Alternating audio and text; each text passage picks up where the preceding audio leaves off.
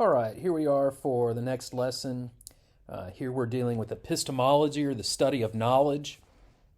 We're probably looking at both some classical epistemological problems, like the problem of skepticism or challenge of skepticism, as well as some contemporary issues in epistemology.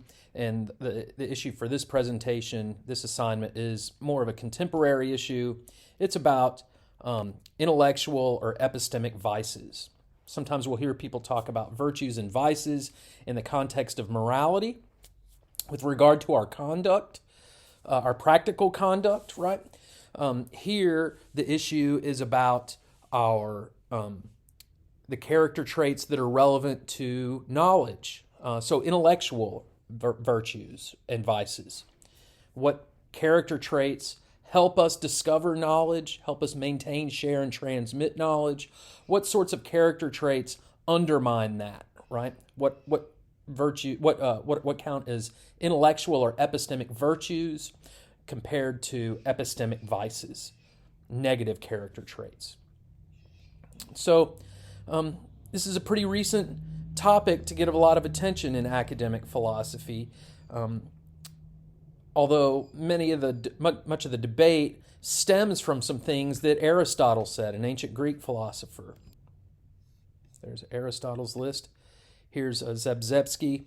I should also mention that there's a nice little video on YouTube from Wireless Philosophy about virtue epistemology. It's only about 12 minutes long and kind of give you a more of an introduction to that topic as well.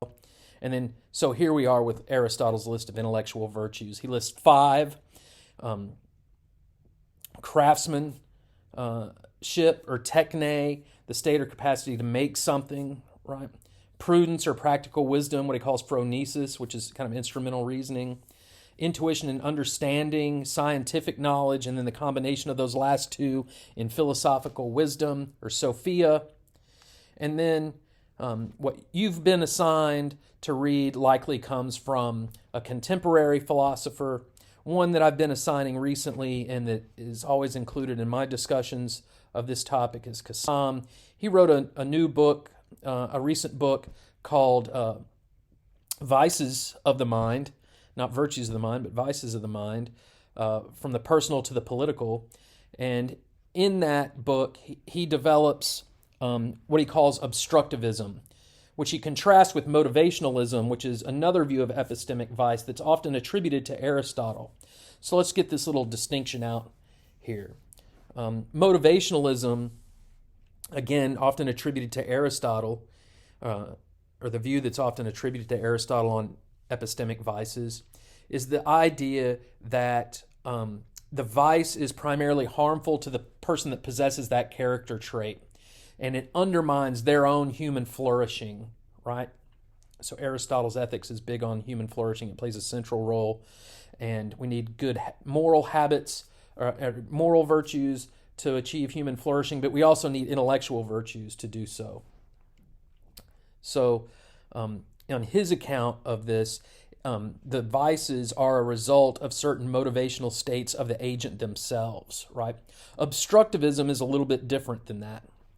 And so at the beginning, in the very early in his book, he says a couple of things that I want to point out here. He says another label for intellectual vice is epistemic vice. That's how I've been using the term here interchangeably, because it highlights that these vices get in the way of knowledge. They obstruct get knowledge, right?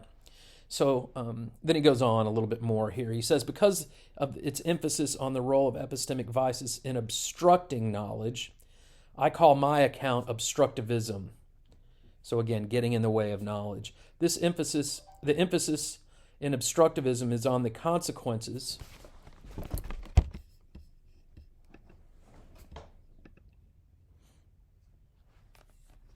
Okay, so Cassam calls his view obstructivism. The emphasis is on how it gets in the way of knowledge. And he says it's a consequentialist view. Again, another term that often will pop up in discussions of moral philosophy. So he says the emphasis in obstructivism is on the consequences of epistemic vices for our knowledge rather than on their motives, right? So it's not about the agent's motives necessarily at all, really, The emphasis is on how the character traits, regardless of what the agent's motivations are, how those character traits get in the way of knowledge. So he says the contrast is with motivational accounts of epistemic vice, which are based on motivational accounts of epistemic virtue. These see the epistemic virtues as rooted in deep and abiding desire for knowledge. Whether or not on this view epistemic virtue has anything going for it, epistemic vices aren't rooted in a desire for ignorance, needn't have epistemic motives that account for their badness. For obstructivism, epistemic vices don't have to be bad motives and aren't vices because they have bad motives. For example, closed-mindedness is motivated by a desire for firm answers rather than confusion or ambiguity. But it's far from obvious that such a desire is a bad motive or one that accounts for the badness of closed-mindedness. So there he gives a reason against the motivational account, and says this is one of the things that's motivating his own account, obstructivism. And then let's just end here. So when you're listening to the podcast on epistemic vices or reading this material, make sure you pay attention to how he distinguishes between those two accounts and why he prefers his own account.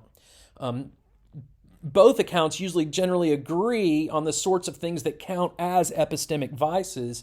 They disagree on the nature of them or what makes them vicious, right? Again, the consequences or the motivations being bad. So here are some epistemic vices. We've already seen lack of intellectual curiosity or intellectual laziness. Willful ignorance would be an example of an epistemic vice. Wishful thinking, certainly an epistemic vice. We can't wish our way to knowledge. Dogmatism or closed-mindedness is probably the most obvious form of epistemic vice, right, to most of us. And then a couple other things that we've likely covered this semester that also count as epistemic vices: Frankfurt's notion of BS and Colbert's notion of truthiness and gut thinking. Those would also qualify as epistemic vices. So again, be sure and pay attention to the differences between those two accounts of epistemic vice as well as the examples of epistemic vice that are given in those reading assignments and other assigned material. All right, y'all have a good one, and I'll see y'all soon.